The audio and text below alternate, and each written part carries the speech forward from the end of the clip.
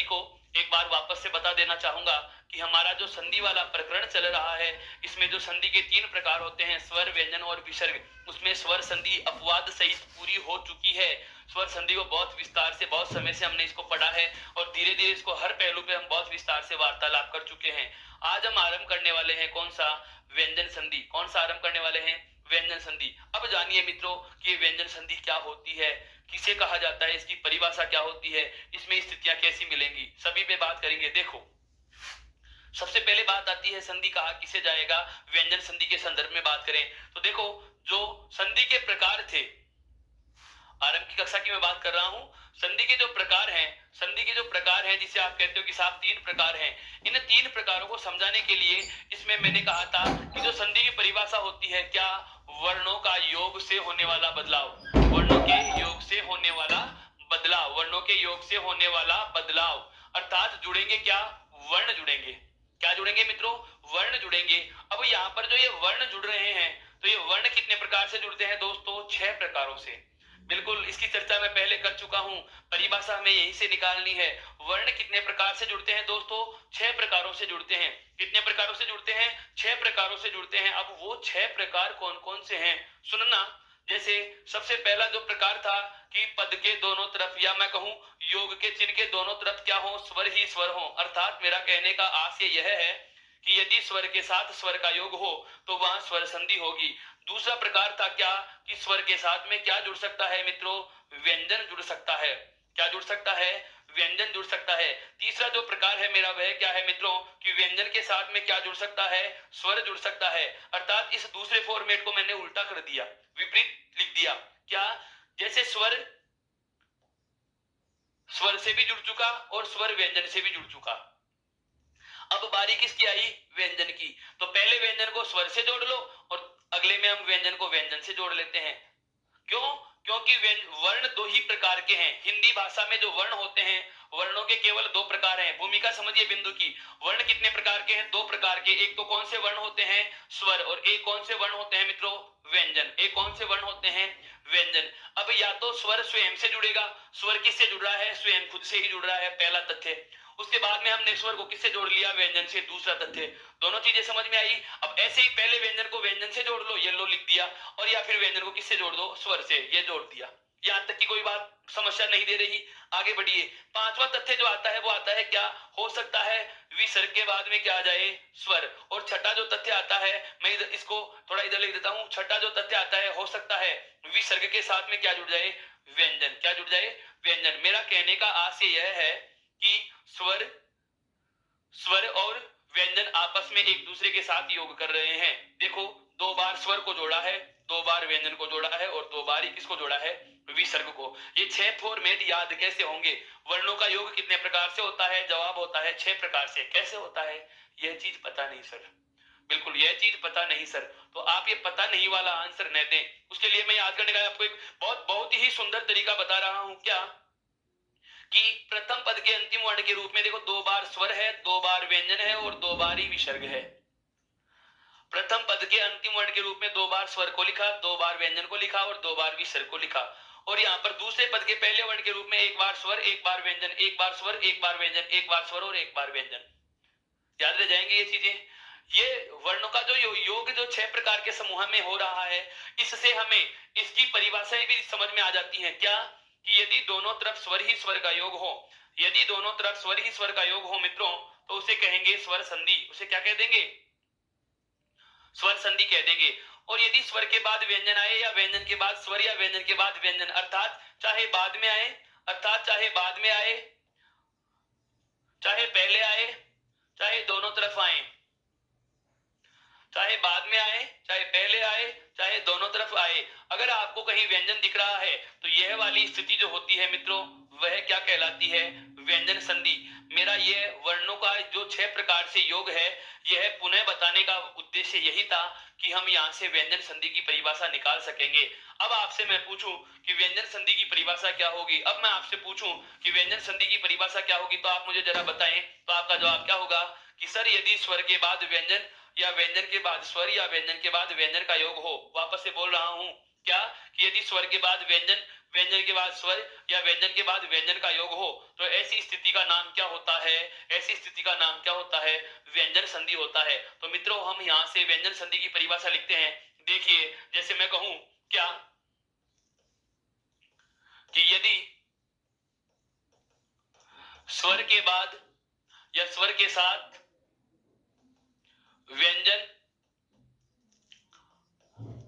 या फिर व्यंजन के साथ स्वर या फिर व्यंजन के साथ व्यंजन का योग हो, व्यंजन के साथ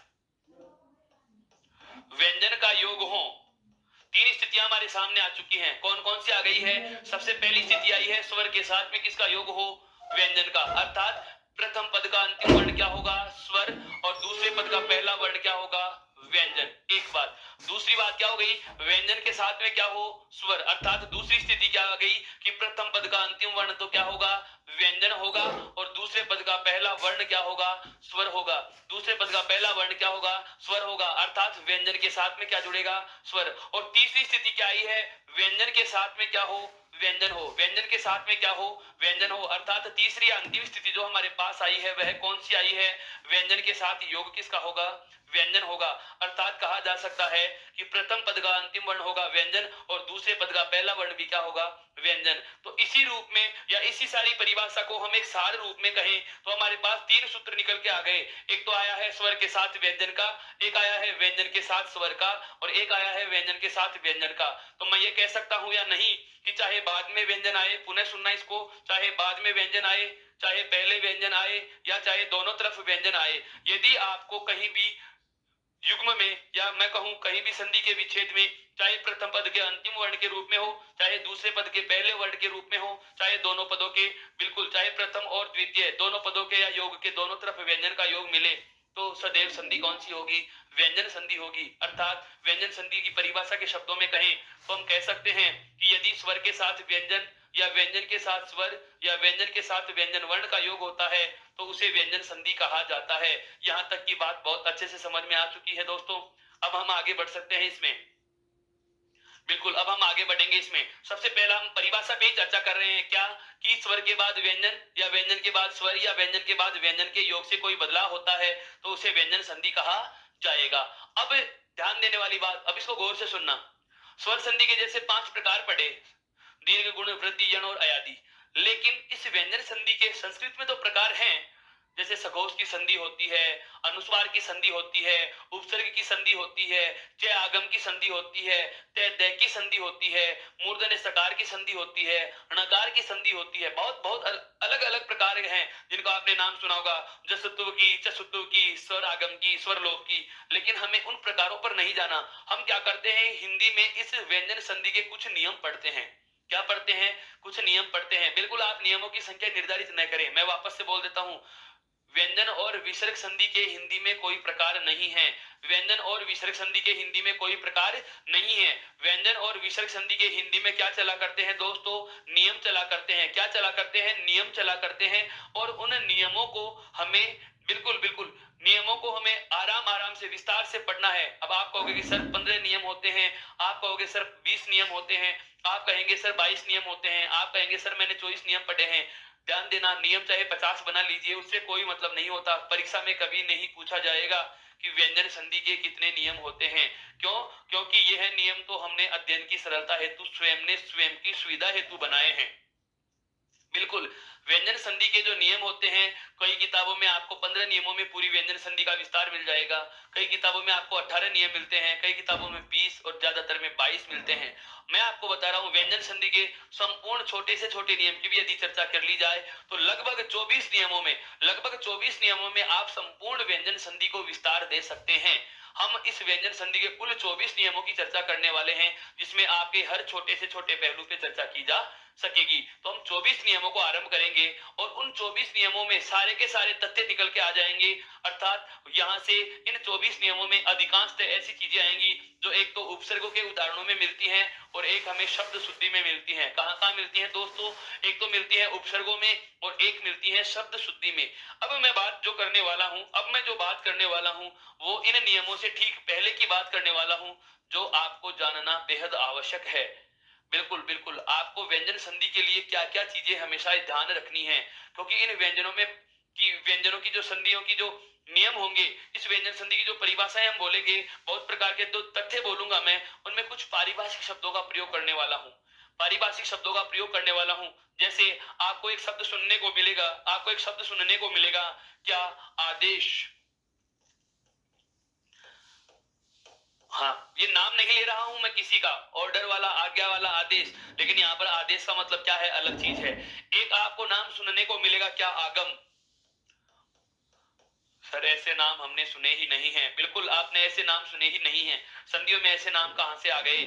यहाँ पर मैं कोई संधि का उदाहरण नहीं दे रहा हूं, मैं जो संधि के जो नियम लिखवाऊंगा, जो नियमों की परिभाषा हम पढ़ने वाले हैं, उन परिभाषाओं में इन शब्दों का मैं प्रयोग करने वाला हूं। पता होना चाहिए कि इनका मतलब क्या होता है। जब तक इनका मतलब ही समझ में नहीं आएगा तो नियम कहां से समझ पाओगे? दोस्तों, मैं बार बार कह रहा हूं, हिंदी एक बहुत विस्तारित भाषा है। इसका शब्दकोश बिल्कुल बिल्कुल, हिंदी भाषा का शब्दकोश बहुत व्यापक है। हमें हर चीज पर चर्चा करनी है, और संपूर्ण पे तो चर्चा नहीं कर सकते, लेकिन हाँ, उतनी बातें तो हमें बेहद जानना आवश्यक है जो हमारे पाठ्यक्रम में है, जो हमारे पाठ्यक्रम में बार बार समाहित होती हैं, जिनके लिए हमें, हाँ बिल्कुल बिल्कुल, जो चीजें हमें पूर्ण रूप से पता होनी चाहिए, उन महीन बातों को हमें बेहद जरूरी है जानना।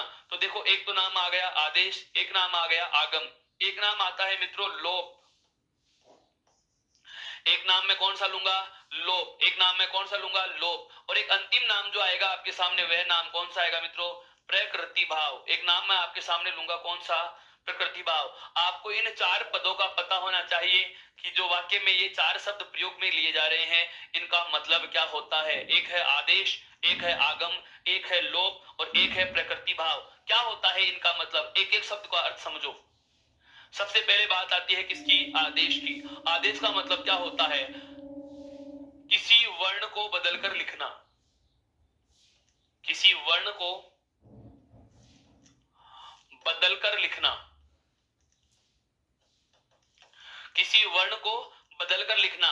यदि आप व्यंजन संधि के नियम के अनुसार, हम कहते हैं कि दो वर्ण जुड़ेंगे और विकार होगा, बिल्कुल आप इस बात से सहमत हो? तो जब दो वर्ण जुड़ेंगे और जो विकार होगा, विकार का मतलब परिवर्तन होगा, उस परिवर्तन के बाद जो हम नया वर्ण लेने वाले हैं, परिवर्तन के बाद जो नया वर्ण लिखने वाले हैं, उस वर्ण की मैं बात कर रहा हूं दोस्तों। क्या? कि जो नया वर्ण हम बदल के वर्ण लिखते हैं, उस वर्ण को बदलकर लिखना ही क्या कहलाता है? आदेश कहलाता है। अब एक उदाहरण से समझो कि आदेश का मतलब क्या होता है। जैसे मान लीजिएगा आपके सामने एक शब्द आ गया, दिक प्लस अंबर। यह एक संधि विच्छेद है। ये क्या है? संधि विच्छेद है। किसका है? दिगंबर का। संधि विच्छेद किसका है दोस्तों? ये दिगंबर का संधि विच्छेद है। दिगंबर का संधि विच्छेद क्या होता है? दिक धन अंबर। कैसे बना बाद में बताऊंगा, पहले एक बार इन शब्दों को समझो कि मैं कहना क्या चाह रहा हूं। मैं संधि का नियम नहीं पढ़ा रहा हूं, मैं संधि की शब्दावली पढ़ा रहा हूं। मैं क्या बता रहा हूं आपको? ये संधि की जो शब्दावली है, इसका हमें पता होना चाहिए कि आदेश क्या चीज है, आगम क्या चीज है, लोप क्या चीज है, और प्रकृति भाव क्या चीज है। उसके बाद हम केवल नियमों पे ही तो बात करने वाले हैं, केवल नियम और उदाहरण, नियम और उदाहरण चंद समय में पूरा हो जाएगा, लेकिन ये तथ्य ही पता नहीं होंगे तो ये चीजें समझ में ही नहीं आएगी। जैसे एक बार आप नियम को सुनना, फिर अनुमान लगाना मैंने क्या कह दिया। यदि वर्ग के प्रथम वर्ण के बाद किसी सहघोष का योग हो पांचवा छोड़कर, तो प्रथम वर्ण तीसरे में आदेश हो जाता है। क्या हो जाता है? कुछ समझ में नहीं आएगा तो बिल्कुल समझ में नहीं आएगा। केवल आपके पास रटने के अलावा विकल्प नहीं बचता, और मैं नहीं चाहता कि आप रटने पर जोर दें। समझो इस चीज को, बहुत अच्छे से समझो। शब्दावली को समझना बेहद जरूरी है।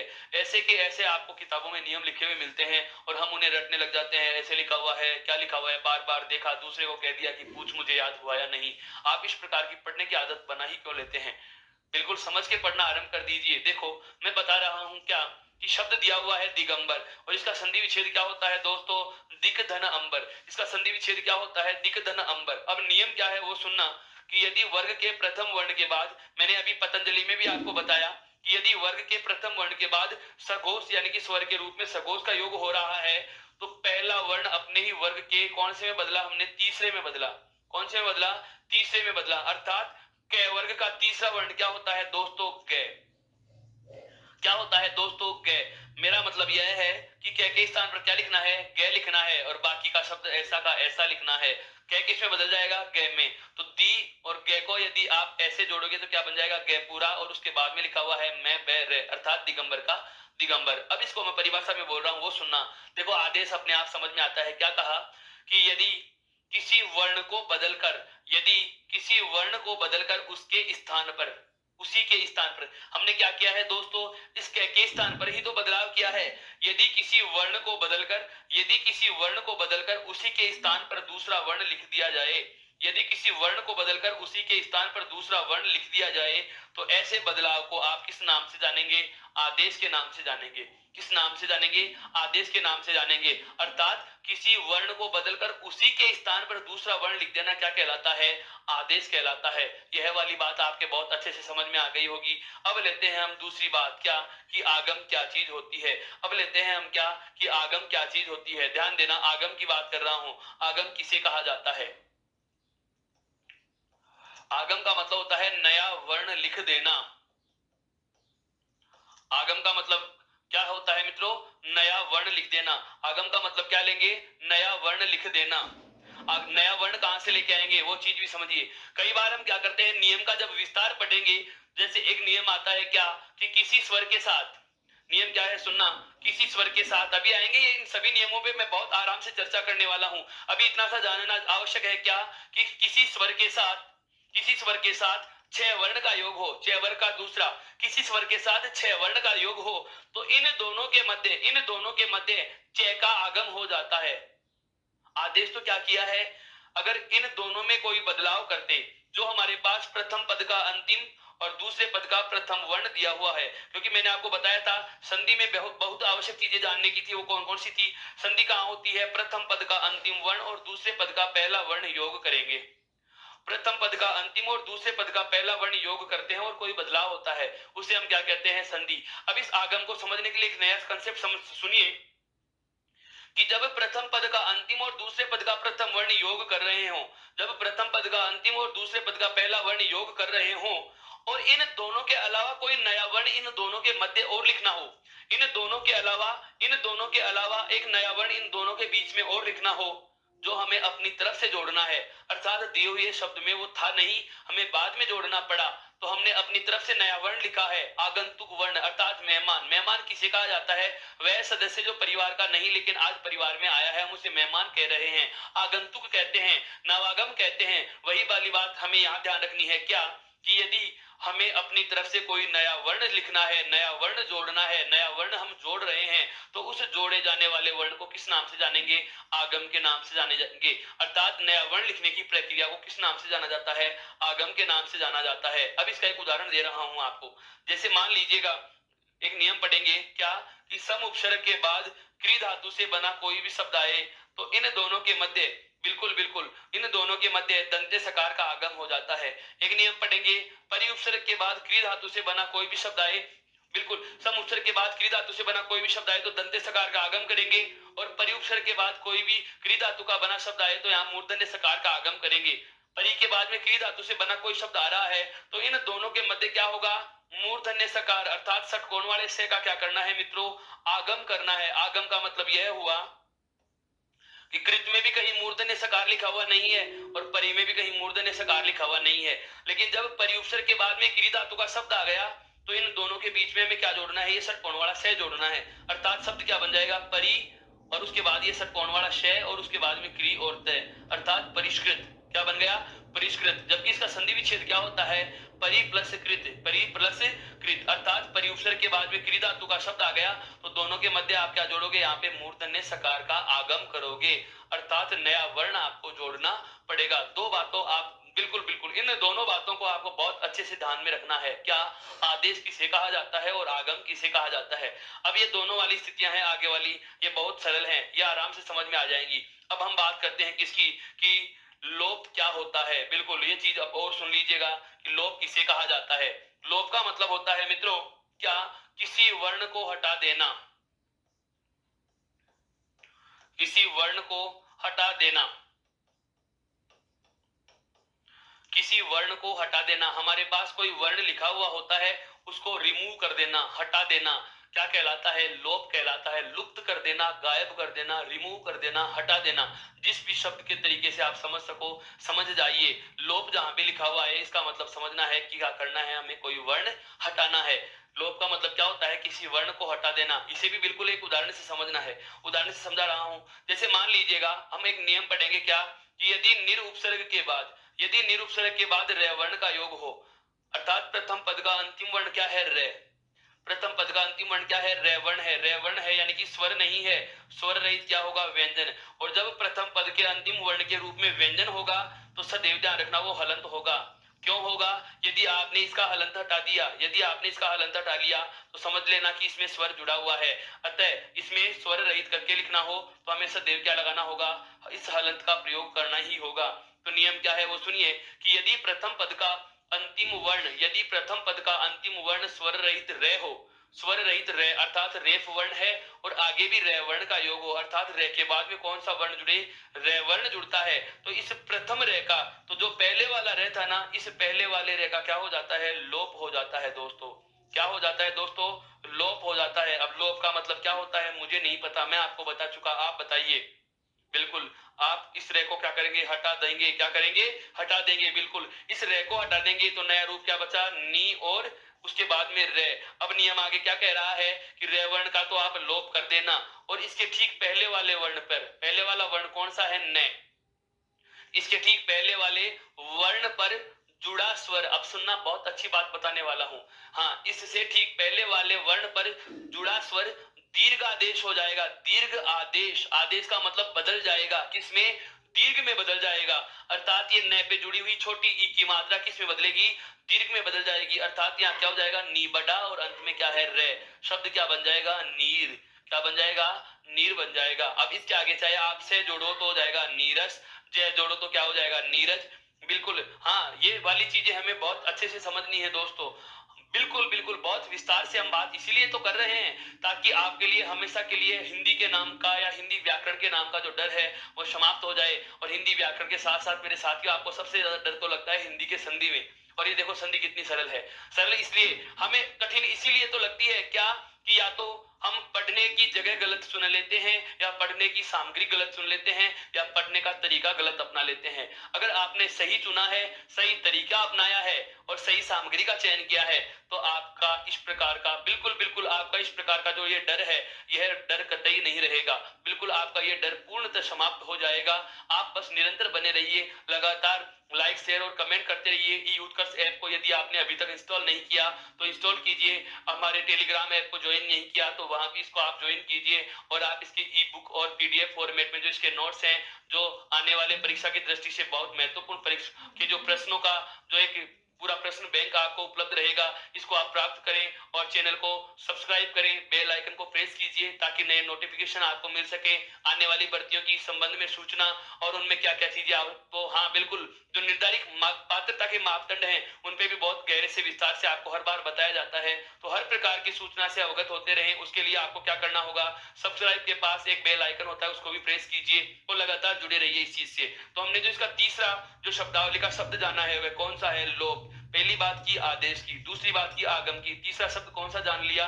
लोप। आदेश का मतलब क्या होता है? वर्ण को बदलकर लिख देना।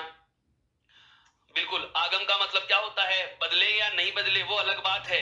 अगर हम अपनी तरफ से नया वर्ण जोड़ेंगे तो उसे क्या कहा जाएगा? आगम कहा जाएगा। क्या कहा जाएगा? आगम कहा जाएगा। और अंतिम वाला जो कौन सा आ गया, किसी वर्ण को हटाएंगे तो क्या कहलाया? लोप। ये तीन हम क्या कर रहे हैं? बदलाव कर रहे हैं। अगर वर्ण को बदले तो आदेश, नया वर्ण जोड़ा आगम, किसी वर्ण को हटाया तो क्या हुआ? लोप। अब बात आती है क्या? प्रकृति भाव। अब क्या बात आती है दोस्तों? प्रकृति भाव। इसे क्या कहा जाता है ये समझिए। प्रकृति भाव का मतलब होता है शब्द की मूल स्थिति। जो शब्द जैसा है उसको वैसा ही तोड़ और वैसा ही जोड़ दीजिएगा। अर्थात मैं एक शब्द में कहूं या एक वाक्य में इसको कहना चाहूं, प्रकृति भाव को परिभाषित करना चाहूं, तो मैं ये कह सकता हूं क्या, कि जब आदेश भी नहीं हो, जब आगम भी नहीं हो और जब लोप भी नहीं हो, जब आदेश आगम और लोप कुछ नहीं करे, जब आदेश आगम और लोप कुछ नहीं करे, मेरा कहने का मतलब यह हुआ कि न तो आप वर्ण को बदलोगे, न आप वर्ण को नया जोड़ेंगे, न तो आप वर्ण को बदलेंगे, न आप नया जोड़ेंगे, न आप किसी को हटाएंगे। तो आपने परिवर्तन भी नहीं किया, जोड़ा भी नहीं और हटाया भी नहीं, कुछ नहीं किया, जैसा है वैसा का वैसा ही रख दिया, तो बताओ वह मूल स्थिति रही या नहीं? उसी स्थिति को कहा जाता है दोस्तों प्रकृति भाव। अब आप कहोगे कि सर संधि में तो बदलाव होता है, अब यहाँ तो आप बदल भी नहीं रहे, जोड़ भी नहीं रहे, हटा भी नहीं रहे, तो इसको संधि में शामिल क्यों किया? यह नियम केवल एक जगह पढ़ा जाएगा। विसर्ग संधि में केवल एक नियम में हम बात करने वाले हैं, किसकी दोस्तों? प्रकृति भाव की। इसकी दोस्तों प्रकृति भाव की केवल एक नियम पढ़ाऊंगा, और वह भी एक नियम का उप नियम के रूप में पढ़ाऊंगा। अब वहां मैं जब प्रकृति भाव की शब्द बोलूंगा तो आपको पता होना चाहिए कि प्रकृति भाव है क्या। उदाहरण से देखो, इसको एक शब्द आता है प्रातः काल, बहुत बार सुना है ना,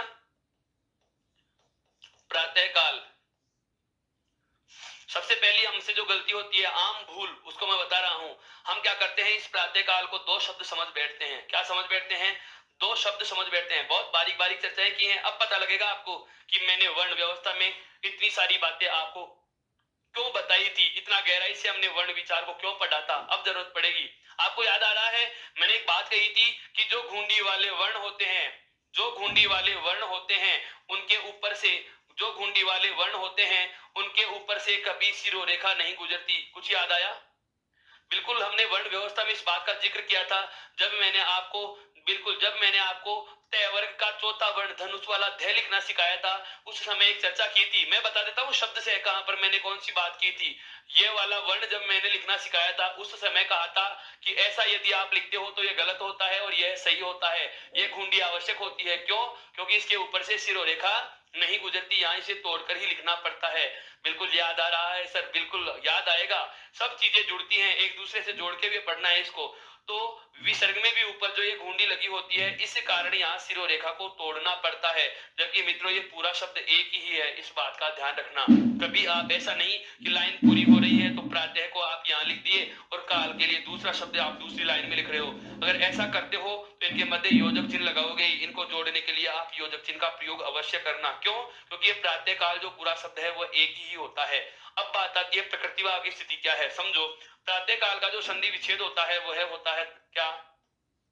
प्रातः धन काल, प्रातः योग काल। नियम क्या है? विसर्ग संधि का केवल एक ही नियम है ऐसा कि यदि ए आस्वर के साथ विसर्ग हो, यदि ए आस्वर के साथ विसर्ग हो और उसका योग कै ख पै फै वर्ण से होता है, यदि ए या आ के साथ विसर्ग हो, देखो तय में क्या जुड़ा हुआ है दोस्तों? ए, और ए के साथ क्या जुड़ा हुआ है? विसर्ग। यदि ए या आ के साथ विसर्ग हो, विसर्ग संधि जब आएगी तब इस नियम की मैं बहुत विस्तार से चर्चा करूंगा आपको। हाँ बिल्कुल, 5-10 से उदाहरण भी मिलेंगे, ऐसी कोई दिक्कत वाली बात नहीं है, बहुत विस्तार से समझने वाले हैं। समझिए कि यदि ए या आ के साथ विसर्ग हो और उसका योग कै ख पै या फै वर्ण, कै ख पै या फै वर्ण, अर्थात कंठे और ओष्ठ एगोस वर्णों से होता है। कै और ख कौन से वर्ग के हैं? कंठे वर्ग के। और पै फै कौन से के हैं? ओष्ठ्य वर्ग के। और ये एगोस वाले वर्ण है या सहगोस वाले? एगोस वाले वर्ण है। बिल्कुल ये परिभाषाएं पता रहनी चाहिए। दोहराने, बिल्कुल दोहरान नहीं कर रहे। अगर आपको जितना पढ़ा दिया उस चीज को आप एक बार, जितना जिस दिन पढ़ा दिया जाता है उसको अगर आप उसी दिन दोहरान कर लेते हो तो आपको इस प्रकार की असुविधा का सामना करने की आवश्यकता ही नहीं पड़ेगी। बिल्कुल बहुत ज्यादा सरल तरीके से समझा रहा हूं मैं, और ये सब चीजें मैं आपको बता चुका हूं। हालांकि एगोस और सहगोस के बारे में मैं एक बार पुनः प्रकाश डालूंगा। कुछ एक विद्यार्थी ऐसे हैं जो बाद में ज्वाइन करे हैं तो उनको इस चीज के बारे में बहुत अच्छे से पता चल जाएगा। आप एक बार पुराने वीडियो चला करके देखना, वर्ण विचार के बारे में जो सारी वार्ता की है हमने उसको पूरा पढ़ना। मैंने वर्ण के ठीक बाद में संधि इसीलिए तो ली है ताकि आपको समझ में आए, क्योंकि संधि में जो सारा खेल है वो वर्णमाला का होता है मित्रों।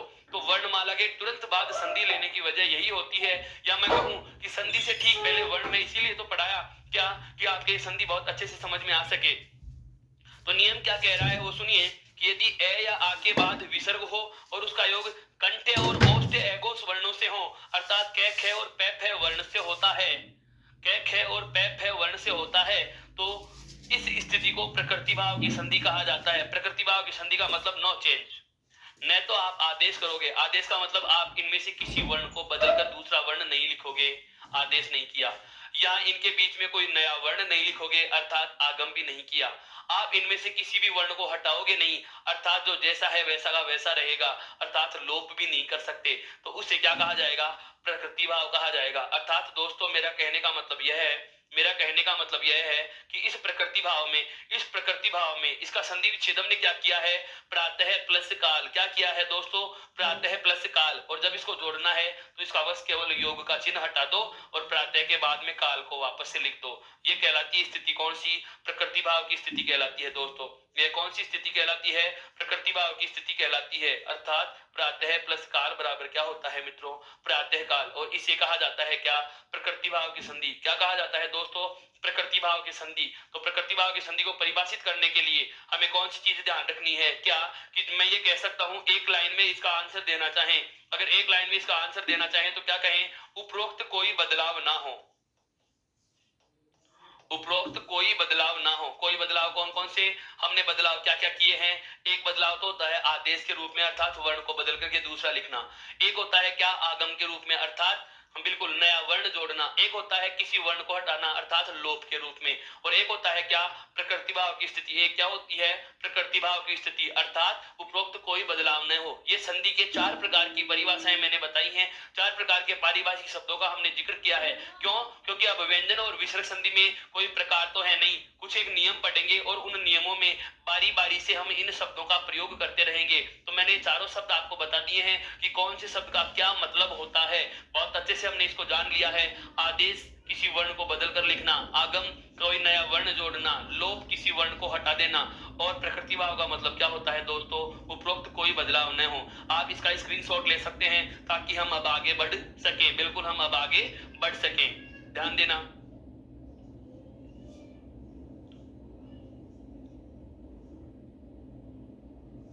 आगे चलते हैं। देखिए अब एक व्यंजन संधि के नियम शुरू करने से पहले बेसिक सा परिचय जो मैं व्यंजनों का देना चाह रहा था वह वाली बात हमें एक बोर्ड का एक चार्ट और बना देता हूं, यह और एक बार आप अध्ययन करेंगे ताकि हम इनके नियमों को आरंभ करें तो उसमें आसानी हो सके। यह चर्चा मैं वर्ण विचार में बहुत अच्छे से पढ़ा चुका हूं। कौन कौन सी, हमें एक तो यह ध्यान रखना चाहिए कि वर्ग कितने होंगे, 5 वर्ग कितने होंगे मित्रों, 5 कै चे टे ते और पे, कै चे टे ते और पे। मित्रों क्या क्या वर्ग हैं, कै चे टे ते और पे वर्ग हैं। वर्ग का ध्यान रखना है, वर्ग ये चीज याद रहनी चाहिए। लाइन नहीं बोलेंगे, कबूतर की लाइन, चरखा की लाइन, टमाटर की लाइन, ये नहीं होता। ये लाइनों से अगर आप इनको संबोधित करोगे तो आप निश्चित रूप से गलती कर बैठोगे। आप वही नाम दीजिए जो इनको नाम दिया गया है। एक तो कै वर्ग है, चे वर्ग है, टे वर्ग है, ते वर्ग है और पे वर्ग है। मित्रों वर्ग कितने हैं, 5, यह बात हमें पता होनी चाहिए। और प्रत्येक वर्ग में वर्णों की संख्या कितनी होती है, प्रत्येक वर्ग में वर्ण होते हैं कितने थे, 5 वर्ण होते हैं। कितने थे वर्ण होते हैं, 5 वर्ण होते हैं। मैं एक बार लिखना चाहूं, देखो कै वर्ग के 5 वर्ण हैं, यहाँ आपके सामने मैं लिख रहा हूं, कै खे गे और ये खाली, बिल्कुल सभी को हलंत लगा के लिख सकते हैं हम। उसके बाद में चे वर्ग के 5 वर्ण है आगे आपके सामने, और उसके बाद अगली पंक्ति आ रही है कौन सी, टे वर्ग के 5 वर्ण जिन्हें गोल वर्ण कहा जा रहा है, 4 को तो। और एक आपका कौन सा होता है, णकार, एक आपका कौन सा होता है, णकार होता है दोस्तों। उसके बाद में ते वर्ग के 5 हैं, ते कौन सा, थे, ते और थे और ने। मैं क्यों लिख रहा हूं, इसकी भी प्रयोग, हाँ बिल्कुल बिल्कुल इसकी उपयोगिता आपके सामने अभी रखने वाला हूं, बस चंद सेकंड का कार्य है। क्या मुझे पता है कि पेवर का तीसरा बै और चौथा भै, 5वां वर्ण क्या होता है, मैं। उसके बाद जो एक अलग लाइन आएगी उसको नाम देंगे क्या, अंतस्थ। अगली जो पंक्ति आ रही है उसको नाम क्या देंगे दोस्तों, अंतस्थ नाम देंगे। अंतस्थ में 4 वर्ण आएंगे केवल, ये, रे, ले और वे। और उसके बाद में जो एक अंतिम लाइन आती है व्यंजनों में उसको क्या कहा जाता है, देखो ऊष्म, क्या कहा जाता है, ऊष्म। और ऊष्म में आपको तीनों के तीनों सकार लिखने हैं, तालव्य, मूर्धन्य और ये दंत्य, और ये आपका कौन सा है, वर्ण लिखना है। इसके बाद देखो ध्यान देने वाली बातें बता रहा हूं, ये चीजें समझने के तरीके से समझनी है संधि की दृष्टिकोण से। वर्णमाला का जितना ज्ञान आपको आवश्यक है यह आप जान लीजिए, बिल्कुल संधि की दृष्टिकोण से वर्णमाला का जो ज्ञान आपको बेहद आवश्यक है व्यंजन संधि और विसर्ग संधि के नियमों को समझने के लिए, वर्णमाला का जो परिचय आपको पता होना चाहिए, यह बहुत ज्यादा अच्छे से समझो इसको। मैं कहूं आपसे कि ये मैंने क्या बना दी श्रृंखलाएं, ये श्रृंखलाएं मित्रों मैंने इसलिए बनाई है कि आपको पता रहे कि प्रत्येक वर्ग का पहला वर्ण है ये दूसरा वर्ण है, यह तीसरा वर्ण है, यह चौथा है और यह 5वां। क्यों, क्योंकि नियम पढ़ूंगा। जैसे मैं व्यंजन संधि के प्रथम नियम की बात कर रहा हूं, मैं व्यंजन संधि का पहला नियम बोलूं, मैं कहूं कि यदि वर्ग के प्रथम वर्ण के बाद, तो वर्ग कौन से है, ये 5 वर्ग हैं। वर्ग का पहला वर्ण कौन सा है, ये रहे आपके सामने, सुनते जाओ आगे बढ़ते चलेंगे। वर्ग के प्रथम वर्ण के बाद सघोष का योग हो। किसका योग हो? सघोष का। नया नाम आ गया, फिर से बता रहा हूं, यहां पर लिख रहा हूं मैं, अभी इधर एक शब्दावली और लिख रहा हूं, साथ साथ सुनते चलो। सघोष, अगर आपको मैं कहूं सघोष, तो सघोष का मतलब हो जाएगा, ध्यान दे लेना, तीसरा, चौथा और पांचवा। सघोष का मतलब क्या होता है? प्रत्येक वर्ग का तीसरा, चौथा और पांचवा, प्रत्येक वर्ग का तीसरा, प्रत्येक वर्ग का चौथा और प्रत्येक वर्ग का पांचवा। इसके साथ साथ ही सघोष में आएगा ये, रे, ले, वे और है। समझते चलना मित्रों, ये, रे, ले, वे और है। और इसके अलावा सभी स्वर, इसके अलावा सभी स्वर, यह बात हमें पता होनी चाहिए। बचे हुए क्या रह गए? एघोष। बचे हुए क्या रह गए? एघोष रह गए। एघोष में देखो वर्गों में कौन कौन सा बचा? पहला और दूसरा, क्योंकि तीसरा, चौथा, पांचवा तो हम कहां लिख चुके हैं? सघोष में लिख चुके। तो पहला और दूसरा, और इसके अलावा देखो ये, रे, ले, वे, ये वाली पूरी पंक्ति आ चुकी यहां, और एक है वर्ण आ चुका। तो हमारे पास केवल कितने बच गए हैं? 3 वर्ण बच गए हैं, केवल 3 वर्ण बच गए हैं। और तीनों वर्ण कौन कौन से? तीनों सकार बचे हुए हैं। क्या बचे हुए? तीनों के तीनों सकार, तालव्य, कंठ्य, सॉरी तालव्य, मूर्धन्य और दंत्य, ये तीनों के तीनों से है। ये क्या होते हैं मित्रों? एघोष होते हैं। अब नियम सुनना, अब नियम सुनना, बहुत अच्छे से समझ में आएगा। नियम क्या है कि यदि वर्ग के प्रथम वर्ण के बाद क, च, ट, त, प, कोई सा भी वर्ण हो सकता है, किसी भी वर्ग के प्रथम वर्ण के बाद सघोष का योग हो। सघोष का मतलब ये रहे, इनमें से कोई भी वर्ण हो सकता है। कितने वर्ण हो गए? सघोष 31 वर्ण हो गए। देखो कैसे, प्रत्येक वर्ग के 3-3 वर्ण ले लिए तो 5 या 15, उसके बाद 16, 17, 18, 19, 20। वापस से सुनना, प्रत्येक वर्ग में से कितने तो वर्ण है? 3-3 है। 5 वर्गों में कितने वर्ण हो गए? 15 वर्ण। तो 5 या 15 और 5 क्या हो गए? 20, और इसके अलावा 11 आपके स्वर, कितने हो गए? 31। इन 31 का योग हो। नियम सुनना, प्रत्येक वर्ग के प्रथम वर्ण के बाद सघोष का योग होता है पांचवे के अलावा, अर्थात इन सघोष के 31 में हमें कितना हटाना है? पांचवा हटाना है। तो 5 वर्ण हट जाएंगे, तो बचे हुए 26 का योग होता है। तो पहला वर्ण, अब सुनो, पहला वर्ण अपने ही वर्ग के तीसरे में बदल जाता है। पहला वर्ण अपने ही वर्ग के कौन से बदल जाता है? तीसरे में बदल जाता है। नियम नहीं पढ़ा रहा हूं दोस्तों, मैं केवल शब्दावली समझा रहा हूं कि नियमों की शब्दावली कहना क्या चाह रही है। जिन चीजों की हमें आवश्यकता होती है वह चीज हमें बहुत अच्छे से पता होनी चाहिए। नियम कह रहा है क्या कि वर्ग के पहले के बाद तीसरा या चौथा वर्ण हो, या मैं कहूं पांचवे के अलावा इन अंतस्थ वाला ये ऊष्म समूह है, ये वाला समूह है हो, ये कौन सा है? सघोष है। ये कौन सा है? सघोष। और ये तीनों के तीनों आपके क्या बचे हुए हैं? एघोष। ये तीनों के तीनों आपके क्या बचे हुए हैं दोस्तों? एघोष। नियम क्या है? पहले वर्ण के बाद सघोष का योग हो। सघोष में आ गया तीसरा, चौथा, पांचवा, सभी स्वर ये रेलवे है। लेकिन पांचवे के अलावा कोई भी सघोष होता है तो पहला वर्ण अपने ही वर्ग के, अर्थात अपने ही वर्ग के, जैसे प्रथम वर्ण के कौन सा? क वर्ग का क, अपने ही वर्ग के कौन से बदलेगा? तीसरे में। क के स्थान पे क्या आ जाएगा? ग। जैसे एक शब्द दिया था मैंने अभी आपको, जब आगम समझाया था, आदेश समझाया था, उस समय दिगंबर, दिग्धन अंबर, क की जगह हमने क्या लिखा था? ग। तो वर्ग का पहला वर्ण अपने वर्ग के कौन से बदल जाता है? तीसरे में बदल जाता है। तो दोस्तों ये वाली शब्दावली आपको बहुत अच्छे से ध्यान रखनी है। क्या कि वर्ग कौन कौन से होते हैं, कौन से वर्ग का कौन सा वर्ण क्या है।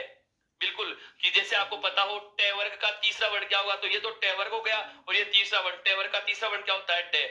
यह चीज आपको पता होनी चाहिए। इसके अलावा जब भी मैं अनुस्वार बोलूं, जब भी मैं अनुस्वार बोलूं तो समझना लाइन के ऊपर बिंदु की बात की जा रही है, अनुस्वार अंग की मात्रा।